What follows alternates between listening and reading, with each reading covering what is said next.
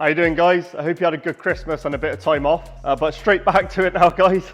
So this video is just going to be about removing the bumper on this car and basically painting the lower trims, front and back. But the main thing is obviously showing you the process of painting these. You can buy a black pack kit for these cars, but the main thing I like about this is because they're genuine, I know they fit 100%. I've bought trim kits before, you put them on, they can crack, they don't line up too well, and obviously being genuine, I just know they're going to fit 100%. So I'm going to take them off, show you the process how to prep them, prime them and paint them. You don't always have to prime these ones because they're already painted. You could just paint straight over them, but because it's at the front, I don't want stone chips and that. So I'm going to prime it and hopefully it gives you basically a better adhesion to the trim. But guys, if you watch through to the end, I'm just going to list off all the projects we've got going on and bits coming up in 2024. I'm so excited for this year. Got loads planned and I just can't wait to keep making videos for you guys. So yeah, keep watching through to the end and let's crack on with this one then. Guys, this is a new Landrover Defender. I'm not sure what year it is because it's got a private plate on it, but I'm guessing it's probably like 2022, 23. My friends, he just bought it. Yeah, looks cool, man. He just wants the gloss black bits and it's just going to set it off a bit more because he's got the black wheels as well and the black trims. So I'm not sure why he didn't do that black originally, but yeah, it's gonna look good. All right, first things first is get some sandwich bags out, or Ziploc bags for the front and rear bumpers. Just number plate screws.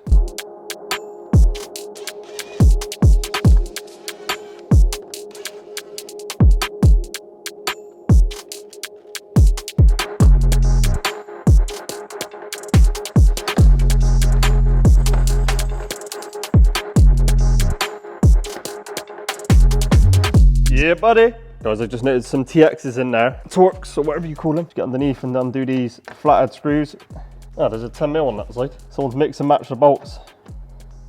Yeah, so guys, it just clips in the front here, and obviously just where it's bolted at the back.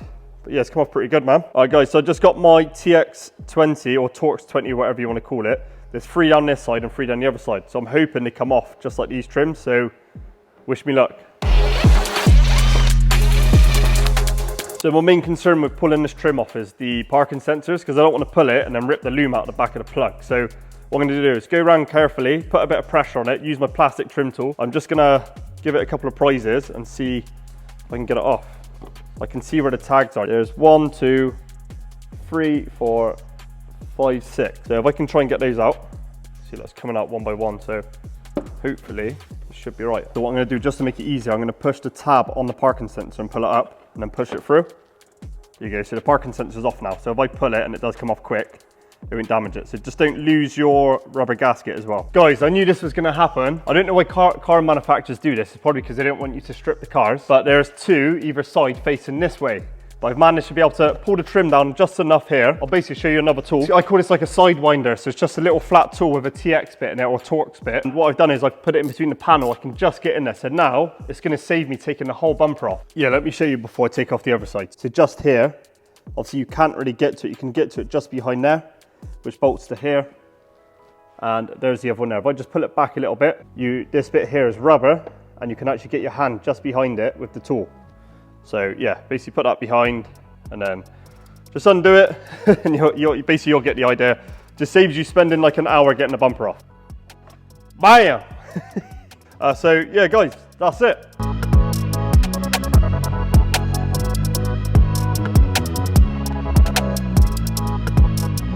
All right, let's see what the back one's like to get off. Hopefully, again, fingers crossed, it just pops off. Bad news, guys. So I've just took off this little trim and have a look. So this trim's overlapping this one. So that means whatever is above it, I've got to take off. So I'm gonna have to take the side bumper off. Well, both sides of the bumper. Like I said on the front, it has been off before. You can see overspray on the bumper and the paint's flaking just here.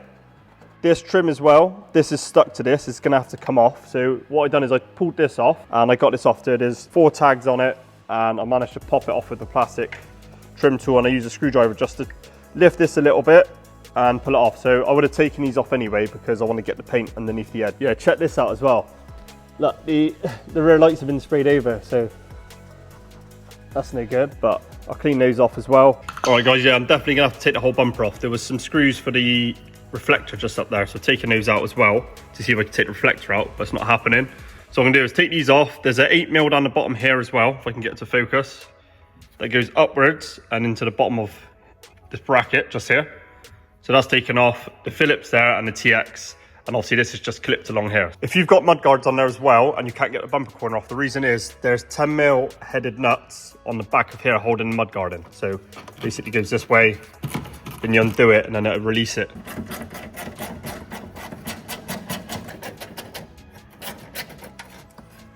Sorted, that's 2 8mm underneath. By the looks of it as well, there's a Phillips up in there and there's a Phillips just up in there as well. Just the one up in there. That's it, bottom of the bumper is moving now. Same on this side as well. Basically there's 3 clips. There's one behind there and there. What you got to do is prise this back, pop the trim clips off, and then pull the arch liner back, and then you can get to the 10mm for this, pop it off, and then there's the 2 Phillips as well. Well, the Phillips up here, and the TX20. Oh, I love mud. I love mud all over me. Pull these 2 away as well. They're just clips in either side, and you can get them from behind. Just squeeze them together and pop it out. So before you pull the bumper off, make sure you unplug the camera for the rear, and then the main loom for the parking sensors. And that should be all the plugs. Oh, the only thing I did miss was there's a washer jet pipe on that side, so make sure you get that off as well so you don't rip it off. But hopefully now it'll come off. Just like that.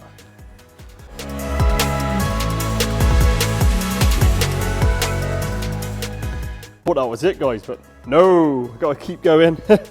There's I need to get the mud guards off, basically, get some of the mud off of here. Find the 10mm.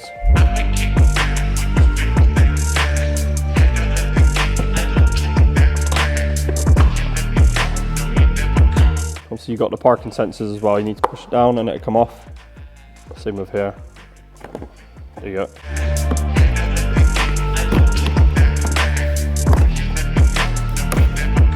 Voila. Almost forgot as well, guys, you've got to paint the parking sensors. Yeah, guys, there's basically lugs as well. You're gonna have to belt sand these off to separate the trim.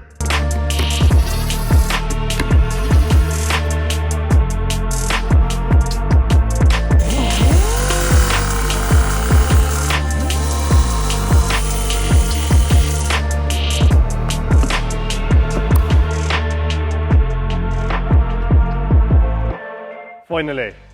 All right, so I found out why it's been painted before. There's a split in the trim, but they've repaired it. It is quite strong, and hopefully it'll be okay. Damn, okay, that was a lot of work. I've got all the bits off, guys. This is obviously for the rear bumper, these 2 little trims. This is for the front bumper. That's for the front bumper. That's for the front bumper, and I think this, yeah, that's for the rear piece as well. The only issue I've got is the back bumper's been repaired before, and if you look here, it's flaking. So what I'm gonna do is put the airline on it, prep it, and just see what's going on. Because it's not lifting in the edges, so they might have prepped it okay, and when I've tried to pull it off more, it's not coming off. So it might have just been where they haven't prepped it on the edges. So I'm gonna get this off as well with the fudge wheel or toffee wheel, whatever you call it, and start prepping. And I'll show you the hard bit in a minute. Animal.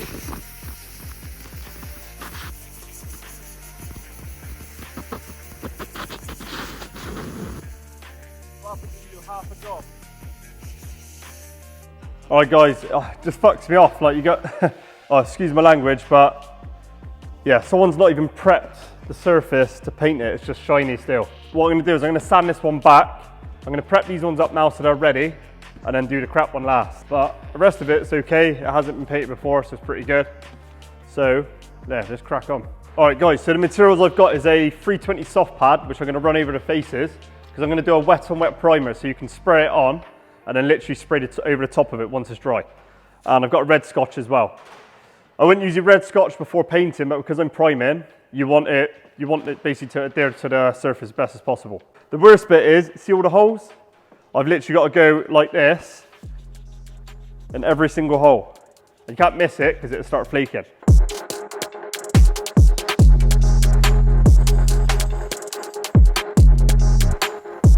The main bits are doing the edges. You really need to get into the edges, otherwise it will flake from the edges. It doesn't usually flake from like the center piece unless you obviously jet wash it, but you really need to get in the edges, all around the outside edges as well. All right, so all these panels so far are prepped. Yes, looking really good, man. So I'm down to the worst panel now, is this one. Yeah, so I got this attachment, guys, called a fudge wheel or toffee wheel. It mimics you doing it, you know when you rub things with your finger and you can rub off the tape like that? Obviously, instead of wearing your thumb through, you can use this and it takes the tape off. So I've got all the bits in it now, guys. I've got the other piece at the back as well. What I'm going to do is get some primer on that, and I'm going to wet these and paint them. So tomorrow I can prep the other piece and get it on. All right, I'm going to get a coat of plastic primer on for the minute. So it's basically some clear stuff. You put it on, it makes the plastic go softer, and it makes the primer adhere to it better, adheres to it better. Oh, I don't know. Makes the primer stick to it better. All right, we'll go with that. We'll go with that. Damn, Corey's left his medium overalls here. A bit tight.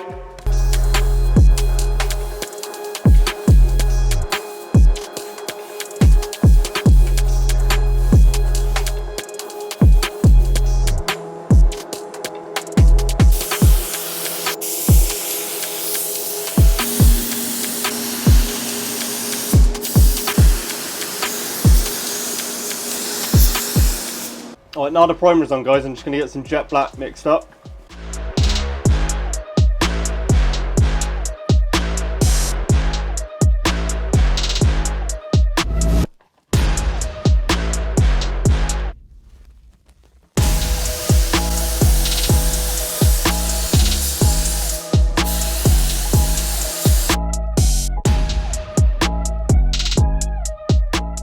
All right, so the panels have come out beautiful, or really good, whatever you want to say. I'm just going to crack on and prep this panel. So these are 320 to 500 soft pads. I get them from Car Paint Warehouse, my supplier.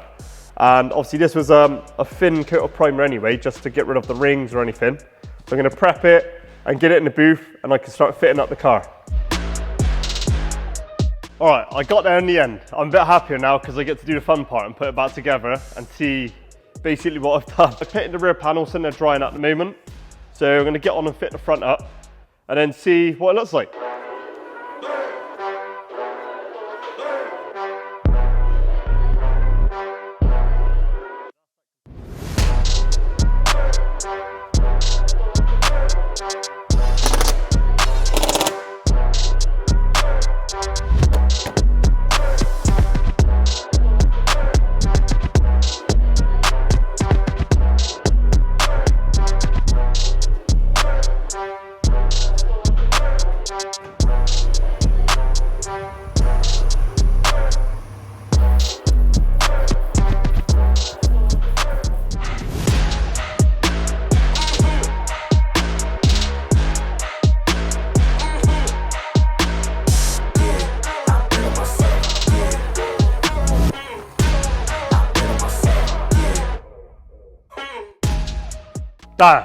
Yeah, I got there in the end, guys. So the customer's come down to see it. He's well happy with it. It's looking really good now, it's all together. I don't know why it didn't come from the factory like this, because it just goes really well with all the other gloss black bits. So yeah, so guys, the projects we got up and coming are EF Civic with a CRX front end. So I just got to fix that and make it look good and presentable.